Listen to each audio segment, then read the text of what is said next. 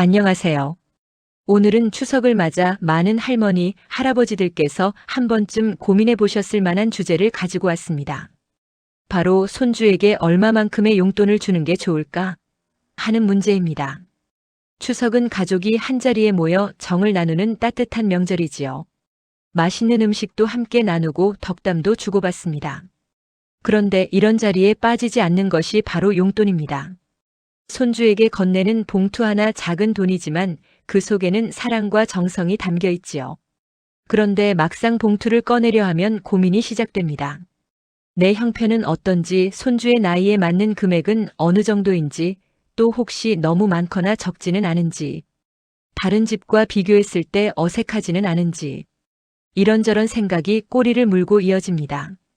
그래서 오늘은 두 가지 선택지를 준비했습니다. 여러분이라면 어떤 선택을 하실지 함께 들어보시고 마음속으로 생각해 보시면 좋겠습니다. 첫 번째, 최소한의 성의만 담는다. 먼저 1번입니다. 최소한의 성의만 담아주는 방법입니다. 예를 들어 어린 초등학생 손주에게는 3만 원, 중학생쯤 되면 5만 원, 고등학생이면 10만 원 정도 주는 것이지요. 이 방법의 가장 큰 장점은 우리 지갑에 큰 부담이 없다는 점입니다. 특히 손주가 여러 명인 집안에서는 봉투가 여러 장 나가면서 지출이 눈덩이처럼 불어납니다. 그럴 때 이렇게 상징적인 수준으로만 주면 부담이 적습니다.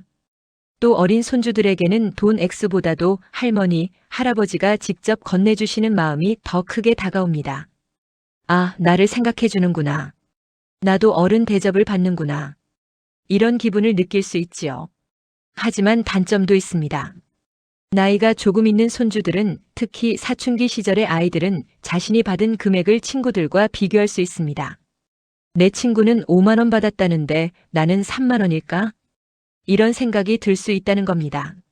물론 어른 입장에서는 돈의 액수보다는 마음이 중요하지 않냐고 생각할 수 있습니다. 그러나 아이들 눈에는 그저 금액이 먼저 들어옵니다. 그래서 혹시라도 서운해할 수 있다는 점은 고려해야 합니다. 두 번째, 넉넉하게 주고 후회하지 않는다. 이제 두 번째입니다.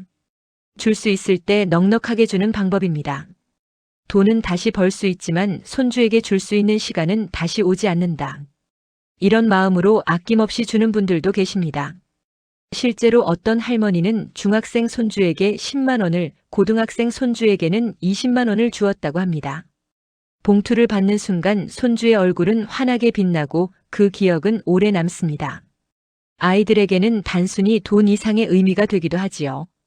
우리 할아버지, 할머니는 나를 정말 아껴주신다. 이런 마음이 생기는 것입니다. 넉넉하게 준다는 것의 장점은 받는 사람의 기쁨이 크다는 점입니다. 또 줄 때마다 아낌없는 사랑을 표현할 수 있다는 점도 있습니다. 하지만 단점 역시 분명합니다. 첫째, 지출 부담이 크다는 것. 둘째, 혹시 손주가 돈의 가치를 가볍게 생각하게 될 수도 있다는 것입니다. 할머니한테 가면 늘 큰 돈을 받는다.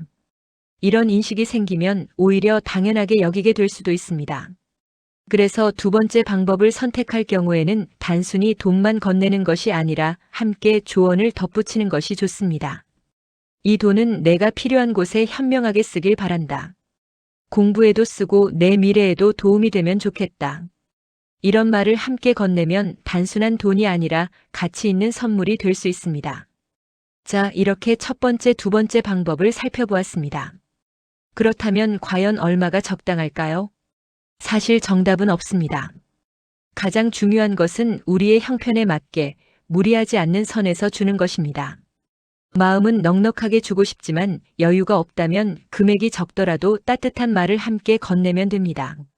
건강하게 자라줘서 고맙다. 내가 잘 되어가는 모습을 보니 참 기쁘다. 이런 말이야말로 돈보다 더 오래 남을 수 있습니다. 오늘의 질문. 오늘은 이렇게 두 가지 선택지를 말씀드렸습니다. 첫 번째, 최소한의 성의만 담는다. 두 번째, 넉넉하게 주고 후회하지 않는다. 여러분이라면 어떤 선택을 하시겠습니까? 댓글에 여러분의 생각을 남겨주세요.